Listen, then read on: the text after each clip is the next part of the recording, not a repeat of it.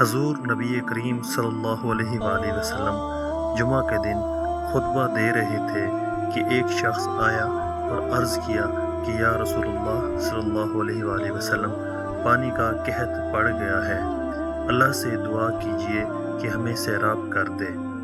آپ صلی اللہ علیہ وآلہ وسلم نے دعا کی اور بارش اس طرح شروع ہوئی کہ گھروں تک پہنچنا مشکل ہو گیا۔ دوسرے جمعہ تک برابر بارش ہوتی رہی۔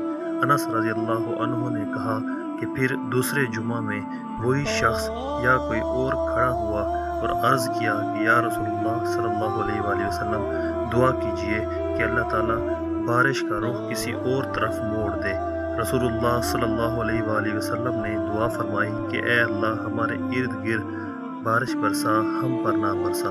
انس رضی اللہ عنہ نے کہا کہ میں نے دیکھا کہ بادل ٹکڑے ٹکڑے ہو کر دائیں بائیں کی طرف چلے گئے، پھر وہاں بارش شروع ہو گئی اور مدینہ منورہ میں اس کا سلسلہ بند ہوا۔